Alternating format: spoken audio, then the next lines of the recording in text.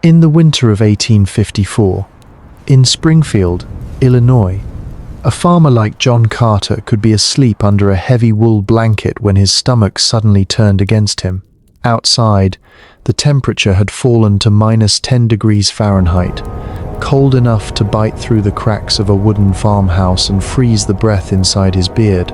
There was no warm bathroom down the hall, no porcelain toilet, no soft roll waiting beside him, and no electric light to guide his steps. There was only one place to go, and it stood about 50 feet away in the dark, half buried in snow.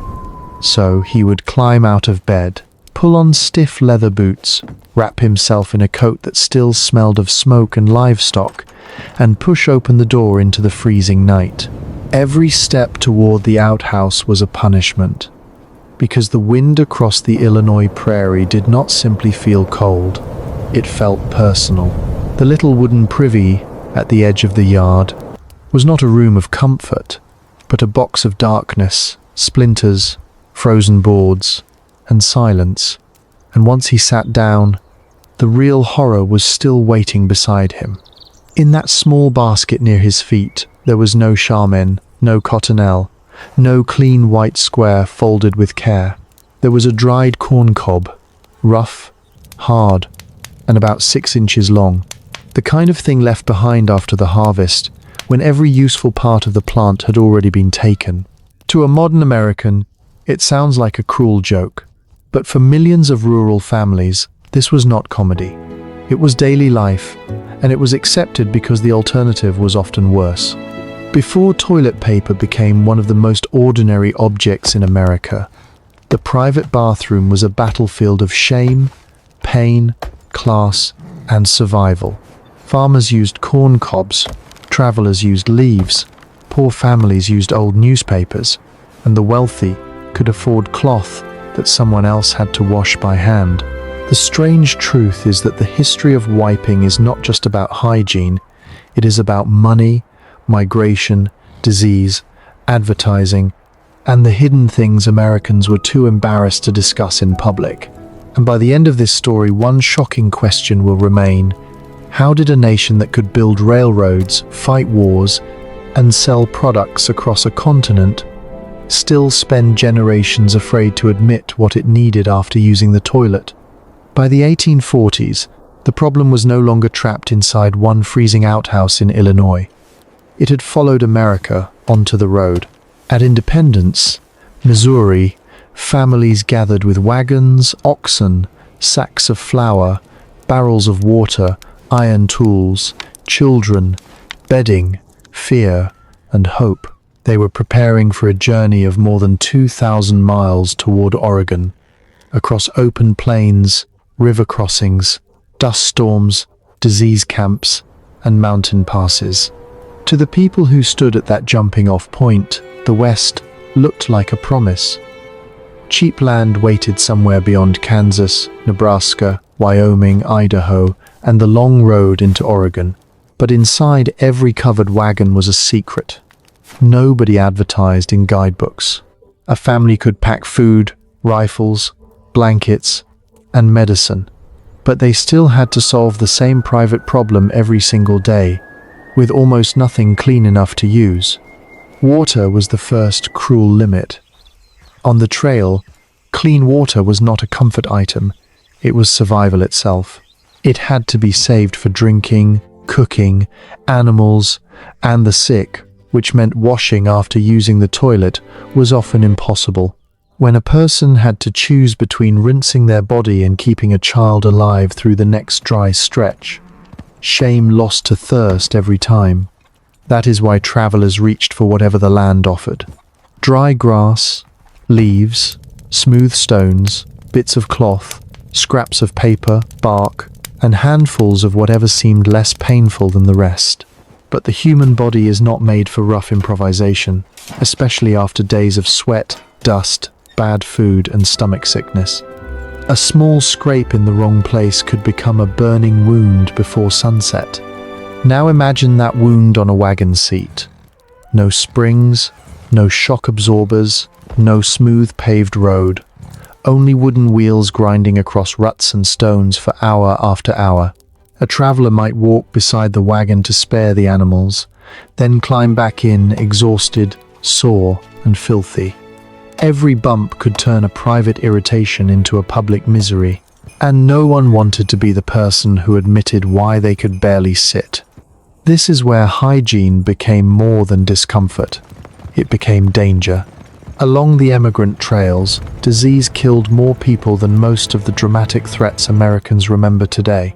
Not the rattlesnake, not the river crossing, not even the feared attack in the dark, but illness spreading from body to body, camp to camp, and water source to water source. Cholera was especially terrifying because it attacked the most basic human need, water. It spread through food and water contaminated by human waste, and it could drain a healthy person with violent diarrhea before anyone understood what was happening. People did not yet have modern germ theory in their daily lives, and many travelers had no clear idea that the camp toilet, the creek, the cooking pot, and the drinking cup could all be connected. The same trail that carried dreams westward also carried invisible poison. Amelia Stewart Knight saw that world up close in 1853. She traveled toward Oregon with her husband and 7 children while pregnant with another child, recording pieces of the journey as the family pushed through danger and exhaustion. Her story reminds us that westward expansion was not only made by men with maps and rifles, it was also endured by mothers, children, and tired bodies trying to stay clean in a land that offered almost no privacy. For older Americans today, it is easy to imagine the wagon, the oxen, the campfire, and the courage. But the harder truth is smaller and more human. Every pioneer story also included flies, waste, stomach cramps, dirty hands, scarce water, and the quiet humiliation of needing to clean yourself when there was nothing clean nearby. That is the part of history that rarely makes it into the painting. And this is what made America's toilet paper problem so much bigger than a bathroom inconvenience. A nation could move west, draw new borders, build towns, and claim land, yet still fail at one of the oldest problems of the human body. The frontier did not just test courage. It tested skin, dignity, sanitation, and the limits of human endurance. To understand how Americans solved this problem before toilet paper, we have to step away from the bathroom and walk into the farmyard. In the late 1700s and early 1800s, rural America did not think like a consumer society. A farmer did not ask, "What product should I buy for this?" He asked, "What is already here? What costs nothing? And what can be used without wasting anything important?" That question explains why the corncob became one of the strangest tools in American domestic history. Corn was everywhere in farming communities, especially across the fields and barns that fed families, livestock, and markets. After the kernels were removed, the cob remained, light, dry, fibrous, and already shaped for the hand. To a modern person, the idea sounds brutal. But to a household that counted every scrap of cloth and every coin, it was practical, available, and free. The corncob also belonged to a larger world of rough solutions. Some families used leaves when the season allowed it, but leaves could be brittle, dirty, poisonous, or covered with insects. Others used grass, straw, bark, moss, smooth stones, or rags that had already passed through every other stage of usefulness. In poor homes, nothing clean was wasted on a private act that polite society refused to discuss. The outhouse was not a place of comfort. It was the final stop for whatever the household could no longer use anywhere else. Then came paper, and paper changed the imagination of the privy. By the 1800s, newspapers, pamphlets, handbills, catalogues, and old books began entering American homes more often than before. A page could carry the news of a city, the price of seed, the schedule of a steamboat, or the speech of a politician. But after it had been read, folded, stained, and forgotten, that same page could take on a second life in the most private corner of the property. This is where the story becomes almost too American to believe. In 1792, In New England, Robert B. Thomas launched the Farmer's Almanac, the publication that would become the Old Farmer's Almanac. It was not written for luxury parlors or fashionable salons. It was made for people who watched the sky, planted by the season, feared frost, tracked moon phases, and needed practical information more than beautiful language. The timing was perfect. George Washington was still president. The new republic was young, and much of American life still revolved around farms, weather, animals, and harvests. Thomas filled his almanac with forecasts, planting guidance, astronomical notes, recipes, advice, and the kind of everyday knowledge that could matter to a family's food supply. The first readers were not just buying entertainment. They were buying a small paper tool for survival. And the little book spread fast. By its second year, its circulation had grown from 3,000 copies to 9,000 copies, a remarkable jump in a country still stitched together by roads, horses, post riders, and print shops. It cost only 6 pence, roughly 9 cents in later comparison, which made it cheap enough for ordinary rural readers. A farmer could hang it in the kitchen, the barn, the shed, or anywhere a quick answer might be needed. Eventually, that little hole through the corner became part of the legend. The hole mattered because it revealed how the almanac actually lived inside American homes. Robert B. Thomas began drilling a hole through it so readers could hang it from a nail or a string.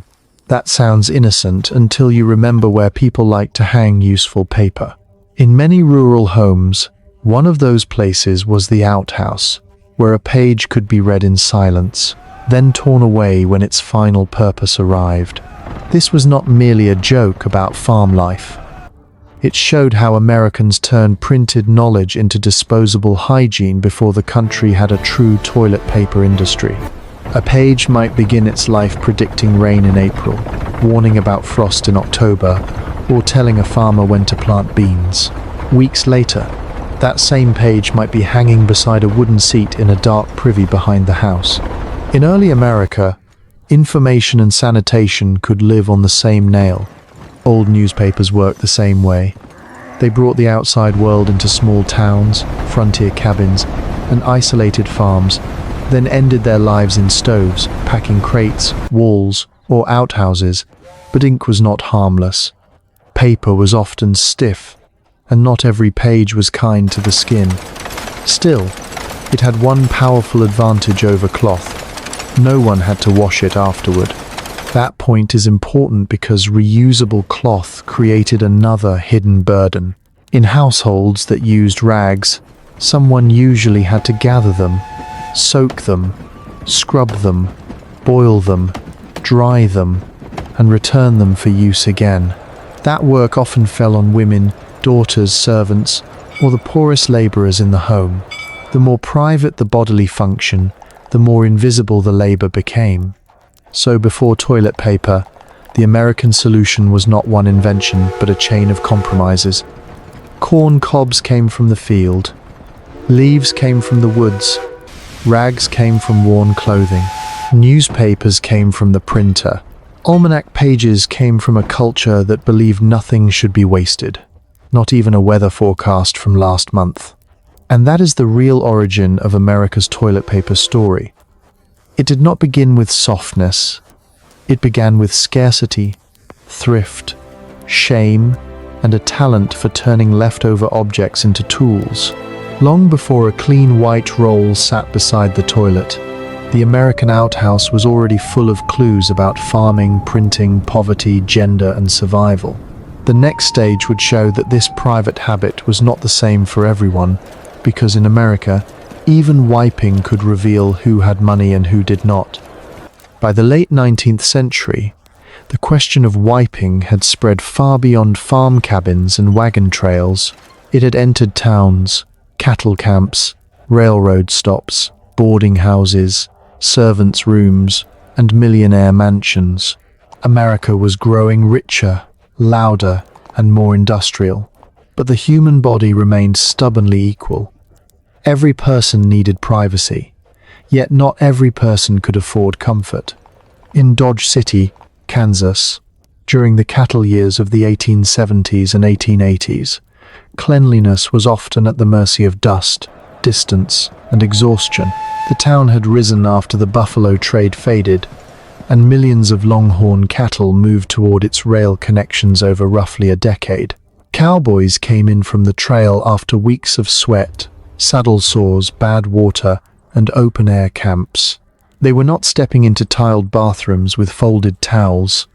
They were stepping into a hard frontier economy where almost everything useful had to be cheap, portable, and rough. For a cowboy or cattle worker, the materials at hand were rarely gentle. Dry grass, leaves, bits of newspaper, sagebrush, scraps of cloth, or whatever could be found near a privy might become the answer. In a place where saloons, gambling houses, livestock yards, and railroad traffic shaped daily life, sanitation was not designed around dignity.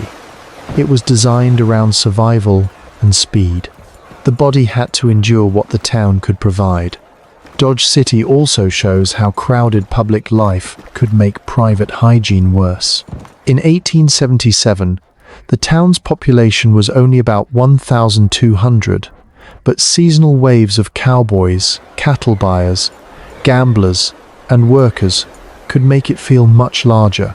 More people meant more waste, more flies, more smell, more contaminated ground, and more pressure on simple outhouses. A person did not need a medical degree to know when a privy had been used too often.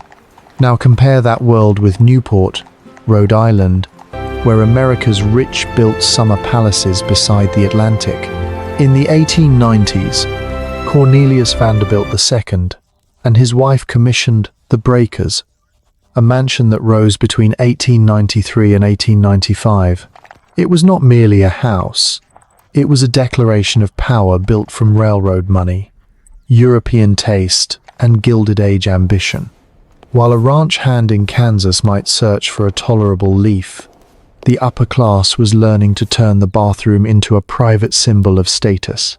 For wealthy Americans, hygiene could be softened, perfumed, hidden, and managed by other people.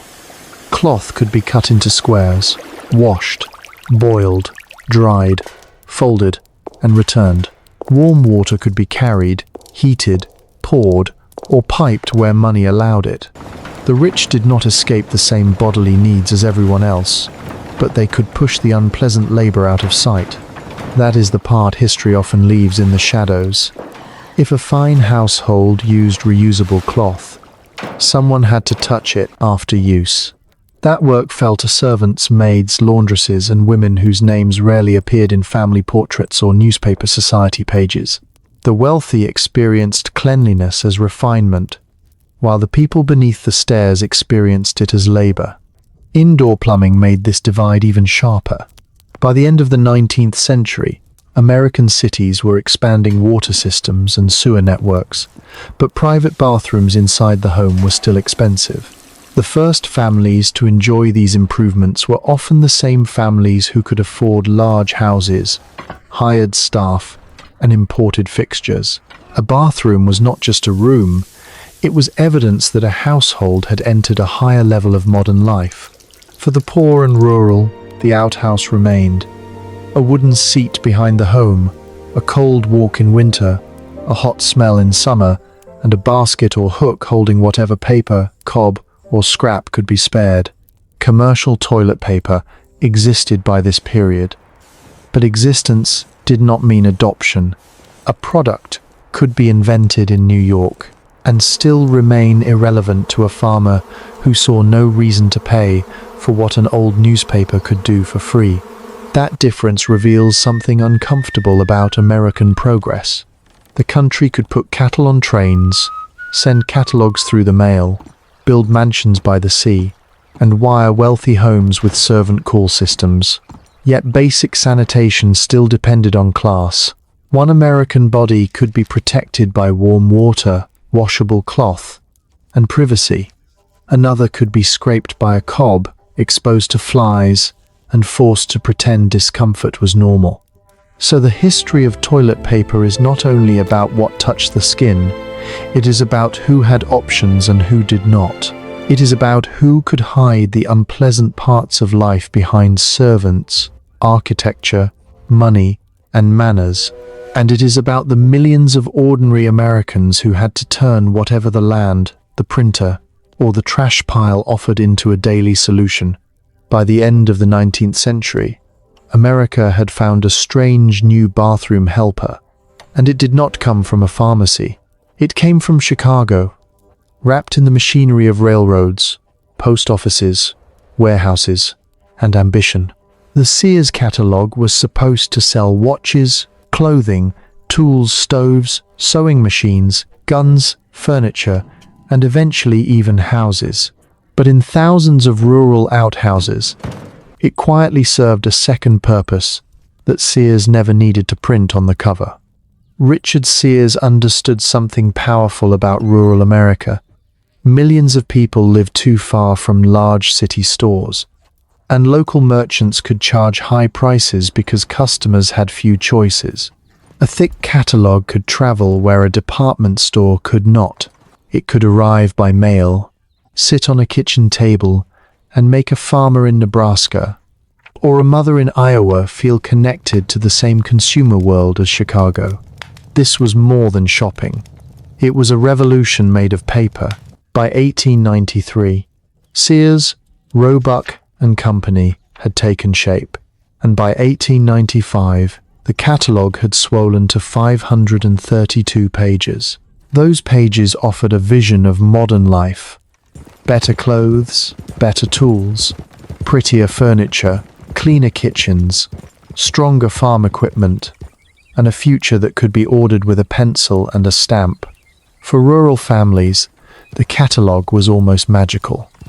It entered homes where cash was limited, roads were bad, and choices were few.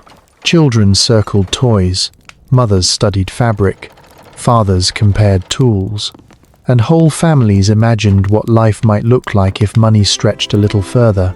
Then, after months of use, after the pages had been handled, folded, argued over, and worn soft at the edges, the catalogue often made its final journey to the outhouse.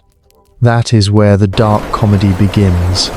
A catalogue designed to awaken desire became one of the most practical waste products in rural America. The paper was plentiful, already paid for, and easier to discard than cloth. In a world where people hated wasting anything, the Sears catalogue gave one more service before it disappeared forever. Illustrative detail, not a verified individual record. Picture a winter morning on a farm somewhere in the Midwest. A father has finished comparing prices on work boots. A child has torn out a picture of a doll, and the remaining pages are carried to the privy behind the house. One sheet might advertise a cast-iron stove, another might show a pair of trousers, and another might promise a tool that could make farm labor easier. Then that dream of consumption became a tool of survival. But this hidden use depended on one thing. The paper had to work. It had to have some grip, some softness, some ability to absorb. As printing improved and companies began making catalogues more attractive, the paper changed too.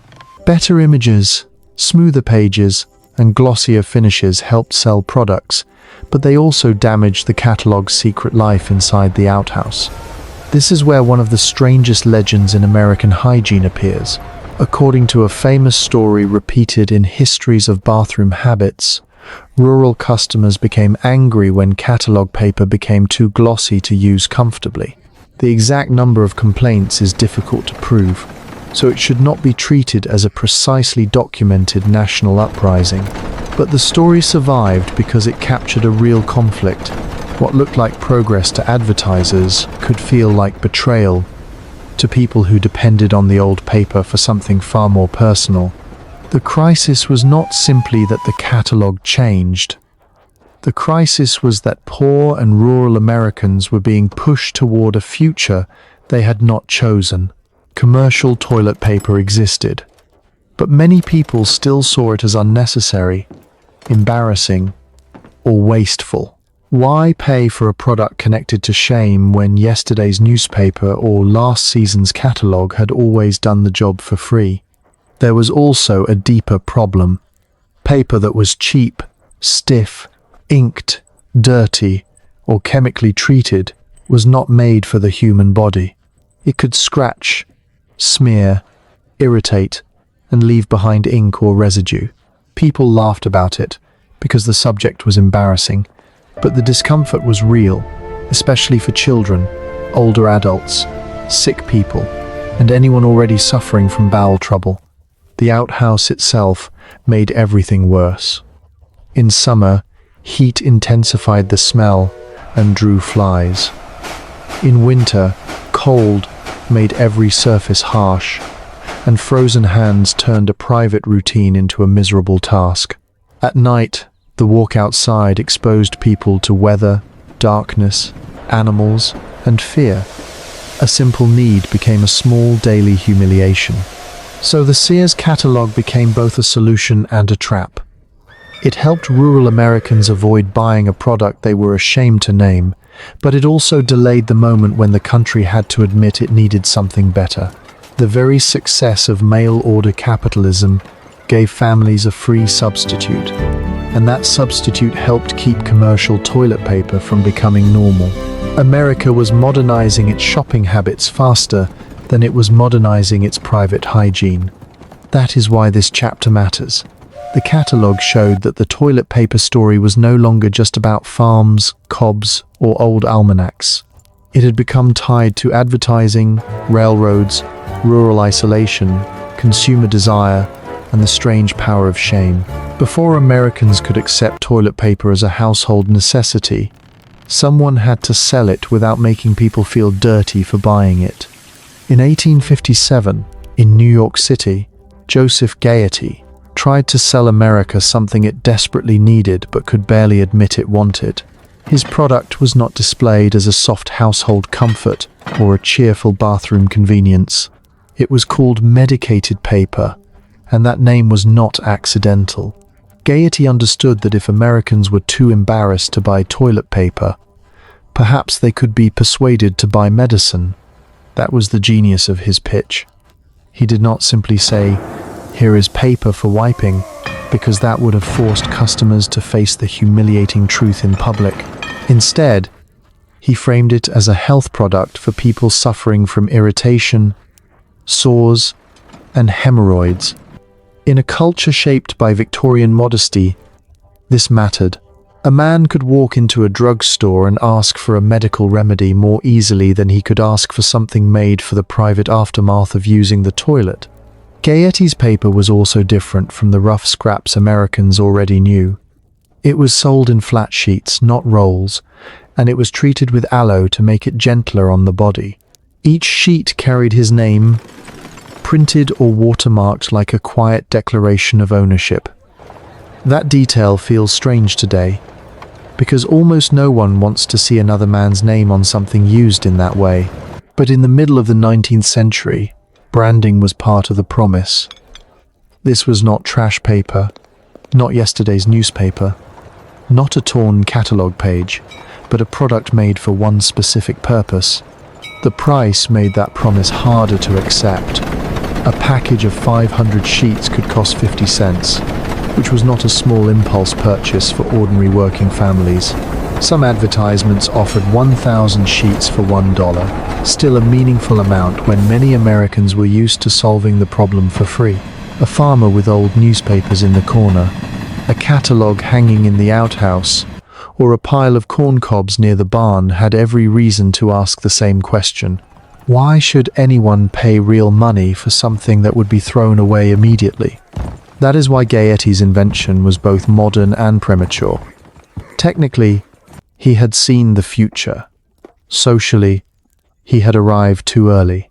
America had railroads, telegraphs, steam power, growing cities, and expanding factories, yet the marketplace still struggled with a product connected to the most private part of the human body.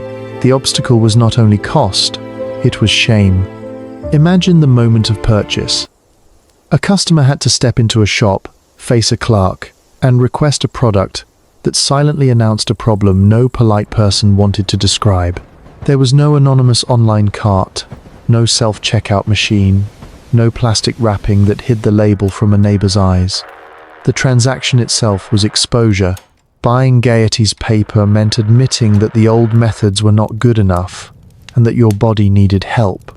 That embarrassment protected the old world. Newspapers stayed in outhouses because they were already in the house. Catalogue pages remained useful because they arrived by mail under the respectable excuse of shopping. Corncobs remained in use because no one had to ask a shopkeeper for them. Gayetty's paper, by contrast, required Americans to turn a hidden need into a visible purchase. There was also a cultural problem with the word medicated. It made the product sound serious, but it also made it sound like something for the sick. If a person bought it, were they buying comfort, or were they admitting they had a medical condition? That uncertainty may have helped Gayetty speak around shame, but it also trapped his product inside the world of remedies, sores, and embarrassment. Instead of becoming a normal household staple, it risked becoming a sign that something was wrong with you. And yet Gayetty's failure matters because it proved something no corncob, almanac, or catalogue could prove. It proved that Americans were slowly becoming willing to separate hygiene from trash. A page was no longer just a leftover page. It could be designed, treated, packaged, priced, branded, and sold for the body. That idea was revolutionary, even if most people were not ready to embrace it. The bigger world was also beginning to change around him. Cities were growing, plumbing was advancing, and the old outhouse was slowly losing its grip on American domestic life. As water closets and indoor bathrooms became more desirable, the old substitutes became more troublesome. Newspapers, cobs, leaves, and catalogue pages could survive behind a farmhouse, but they were not friendly to pipes, drains, and modern plumbing. This is where the story turns from invention to adoption. Gayetty had created a product for the future, but the future still needed the right house, the right plumbing, the right price, and the right advertising language. The first commercial toilet paper did not conquer America overnight because technology alone was not enough. The country also had to change what it was willing to say, buy, and keep beside the toilet. So Joseph Gayetty should not be remembered only as the man who failed to sell enough paper. He should be remembered as the man who touched the most awkward nerve in American consumer history. He forced the country to confront a truth it had been hiding in barns, baskets, catalogues, and dark outhouses for generations. Before toilet paper could become normal, someone had to make the unspeakable into a product. The final twist in this story is that toilet paper did not conquer America simply by becoming available. Joseph Gayetty had already proven that a commercial product could exist, but existence was not enough. Americans had to be persuaded that buying it was normal, safe, respectable, and worth the money. That required something more powerful than invention. It required marketing. In Green Bay, Wisconsin, a paper company helped change the mood around one of the most awkward products in the home. In 1928, the Hoburg Paper Company introduced Charmin, a name that did not sound medical, dirty, or embarrassing. It sounded soft, pleasant, and almost polite. That was the point. The name Charmin mattered because it moved the conversation away from sickness. Gayetty's medicated paper had reminded customers of irritation, hemorrhoids, and bodily discomfort. Charmin suggested gentleness, beauty, and household care instead. It did not force Americans to picture the toilet directly. It wrapped the subject in softness before the customer had to think too hard. That was a major psychological shift. For decades, the old substitutes had survived because they came with excuses. A newspaper was bought for the news. A catalogue was received for shopping. An almanac was kept for weather, planting, and useful advice. Toilet paper had to win without those excuses, which meant it had to become socially invisible. But softness was only half the battle. The other half was fear. Early toilet paper was not always the clean, cloud-like product modern Americans imagine. Because paper was often made from wood pulp, and because manufacturing was far less refined than it is today, rough fibers and tiny splinters could remain inside the finished sheets. That detail sounds almost unbelievable now. The very product meant to protect the most sensitive part of the body could become a source of pain. People who had already endured corncobs, stiff newspapers, and scratchy catalogue pages were being asked to trust a manufactured paper that might still hurt them. The industry needed a promise strong enough to overcome that fear. In 1935, Northern Tissue found that promise. Instead of asking Americans to talk openly about bathroom habits, the company advertised a product that was splinter-free. Those words did something brilliant. They avoided the embarrassing subject while still speaking directly to the private terror every customer understood. This was not just a product improvement. It was a lesson in American advertising. The company did not need to describe the act. It only needed to remove the danger. Splinter-free turned toilet paper from an awkward purchase into a sensible protection for the household. It made the buyer feel cautious, modern, and responsible rather than ashamed. That is why the splinter-free claim became such an important turning point. It translated a private bodily fear into a public selling point that sounded technical, clean, and respectable. A person did not have to say, "I need something for the toilet." They could think, "I am choosing the safer paper." Shame had been converted into consumer logic. At the same time, American paper production was expanding fast. In 1919, the United States produced tens of thousands of tons of tissue paper. By 1949, production had climbed into the hundreds of thousands of tons. Toilet paper was no longer a strange little medical product for embarrassed customers. It was becoming part of a giant industrial system. Factories, packaging, rail distribution, grocery stores, drugstores, advertising agencies, and household habits all began to work together. The roll became easier to store, easier to display, easier to buy, and easier to replace. The bathroom itself was changing too. As indoor plumbing became more common, and old outhouse habits no longer fit the new pipes and porcelain fixtures. A corncob could survive in a farm privy, but it had no place beside a modern flush toilet. This is the moment when the story stops being only about wiping and becomes a story about modern life. Toilet paper succeeded when Americans stopped seeing it as a shameful luxury and started seeing it as basic household infrastructure. It sat beside soap, towels, sinks, medicine cabinets, and clean water. The same country that once hid almanac pages in outhouses now placed white rolls in bathrooms without apology. And that is the final twist. The victory of toilet paper was not just the victory of softness over roughness. It was the victory of branding over embarrassment, industry over improvisation, and private comfort over public shame. America did not merely invent a better way to wipe. It invented a way to make people comfortable buying what everybody had always needed. In 2020, more than a century after Joseph Gayetty tried to sell medicated paper in New York, Americans suddenly found themselves staring at empty toilet paper shelves again. In Los Angeles, California, shoppers walked into brightly lit supermarkets and saw an aisle that looked strangely apocalyptic. The bread might still be there, the cereal might still be there, the soda might still be there, but the toilet paper was gone. And when that soft white roll disappeared, something ancient woke up inside the modern mind.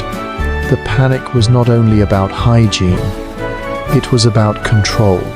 During the COVID crisis, people were facing invisible danger, confusing news, closed schools, changing rules, and a future no one could fully explain. Buying toilet paper became one of the few physical actions that made fear feel manageable, even if only for a moment. That is why the empty shelf mattered so much.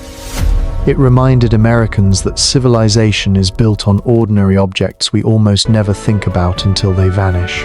A roll of toilet paper is not impressive, like a bridge, a warship, a railroad, or a skyscraper, but remove it from the home, and suddenly the body remembers every old fear that modern life promised to bury. For generations, Americans had escaped the corncob, the frozen outhouse, the stiff newspaper, the dirty catalog page, the washed rag, the splintered paper, and the humiliation of asking for something no one wanted to name. Each improvement looked small from the outside, but to the person sitting alone in pain, cold, shame, or sickness, every improvement was enormous. Softness was not luxury, it was dignity. That is the real lesson of this strange history. Toilet paper did not become essential because Americans were weak or spoiled. It became essential because the human body is vulnerable, and civilization is partly the story of making vulnerable things less painful. We measure progress through inventions, wars, elections, and machines, but sometimes progress is also hidden in the quiet mercy of a cleaner, safer, softer daily life. Today, the average American is estimated to use about 141 rolls of toilet paper in a year. That number may sound absurd until you remember what came before it. Behind every roll is a forgotten chain of farmers, printers, catalog companies, pharmacists, paper mills, advertisers, servants, mothers, travelers, and factory workers. The bathroom shelf is not empty history.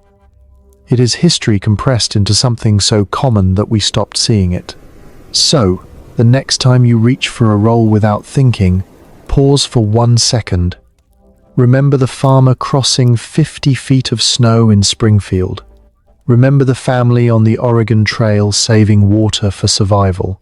Remember the Almanac page hanging from a nail, the Sears catalog in the outhouse, Gayetty's awkward medical paper, and the splinter-free promise that finally made Americans trust the roll. Because the story of toilet paper is not really about toilet paper. It is about shame becoming industry, discomfort becoming innovation, and a private human need becoming a measure of how far a society has come. If this story changed the way you look at the most ordinary object in your bathroom, hit like, subscribe, and tell us in the comments, if you were sent back to 1854, would you choose the corncob, the newspaper, the catalogue, or Gayetty's medicated paper?